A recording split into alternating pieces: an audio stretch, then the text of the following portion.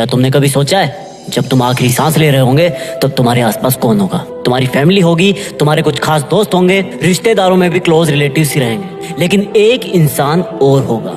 वो बस तुम्हें कुछ समय पहले से ही जान रहा होगा और उसको इस बात का कोई फर्क नहीं पड़ेगा कि चाहे तुम कोई भी हो, किसी भी धर्म के हो, किसी भी जाति के हो, किसी भी गांव के हो, शहर के हो, गोरे हो, काले हो, बच्चे हो, बूढ़े हो, आदमी हो या औरत हो, वो तुम्हारा और तुम्हारे रिलेटिव्स का आपस में मिलने का टाइम बढ़ाने के लिए, तुम्हें नई जिंदगी देने के लिए अपनी टीम के साथ पूरी जी जान लगा रहा होगा।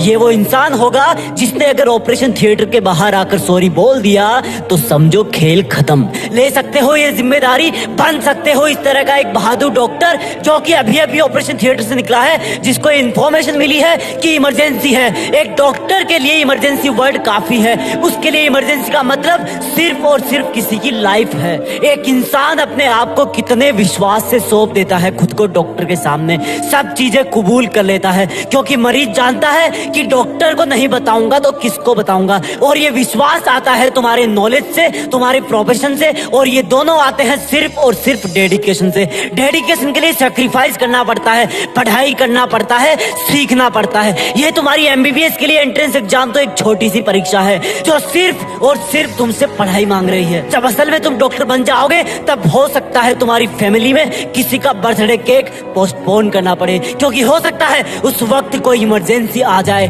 उस सैक्रिफाइस के सामने आज के एग्जाम वाले सैक्रिफाइस बहुत छोटे हैं। अभी सिर्फ तुम्हें आलस छोड़ना है, बिना रुके मेहनत करनी है, क्योंकि डॉक्टर की चैलेंजिंग लाइफ में अगर एक बार सर्जरी रूम में घुस गए तो उसको पूरा करके ही बाहर निकलना है, अधूरा नहीं छोड़ना है। और अगर तुम नहीं कर सकते ऐसा तो प्लीज किसी और नौकरी की तैयारी कर लो, क्योंकि डॉक्टर का व्हाइट कोट बेदाग होता है। उसको पहनने का मतलब है कि सामने चाहे कोई भी हो, अगर उसको मेडिकल प्रॉब्लम है तो वो बिना कंडीशन उसकी हेल्प करेगा। ये जो गले में स्टेथोस्कोप होता है वो जिम्मेदारी की माला है। तुम्हारा काम, तुम्हारा प्रोफेशन डायरेक्टली लोगों की लाइफ से जुड़ा हुआ है। आईसीयू के बाहर जो रिलेटिव्स की भीड़ है वो इसी चीज का वेट कर रही होती है कि कब डॉक्टर बाहर आए और बोले कि चिंता मत कीजिए, मरीज खतरे के बाहर है और उसको होश आ गया है। कहाँ से आती है ये जिम्मेदारी, कहाँ से आता है लोगों में एक डॉक्टर के प्रति इतना विश्वास? सोचा है कभी? क्योंकि वो मेहनत करते हैं और वही मेहनत तुम्हें अभी करनी है। सोचो ये तुम्हारी नीट की एग्जाम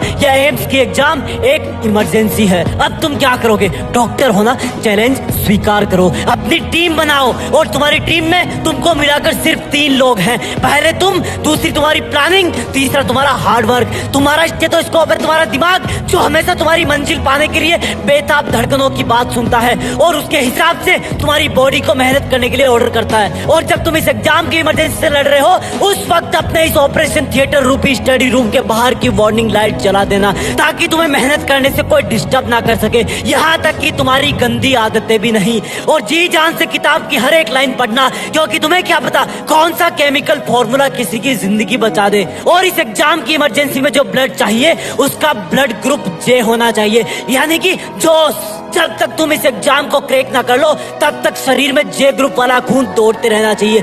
जब तक मिशन पूरा ना हो तब तक क्विट मत करना। तुम्हारी हर एक सेकंड पर एग्जाम के पेशेंट की हर एक सांस चल रही है। इस तरह से तुम डेली मेहनत करना, पढ़ाई को एक इमरजेंसी की तरह लेना। और सुनो, डॉक्टर बन रहे हो ना तुम, तो कभी भी चीजों में डिले मत करो, आलस को लात मारो। यकीन मानो मेरा, तुम्हारा ऑपरेशन सक्सेसफुल हो जाएगा। बड़े होकर एक नेक और काबिल डॉक्टर बनना, क्योंकि दुनिया में ऐसा ट्रस्ट बहुत कम जगह को देखने को मिलता है जैसा मरीज और डॉक्टर का होता है। मरीज बिना कोई सेकंड थॉट लाए वो सब करता है जो डॉक्टर कहता है। वही डॉक्टर अपनी मेहनत और लगन से, अपने ज्ञान से और सर्जिकल इंस्ट्रूमेंट से बहुत बड़े बड़े काम कर जाता है।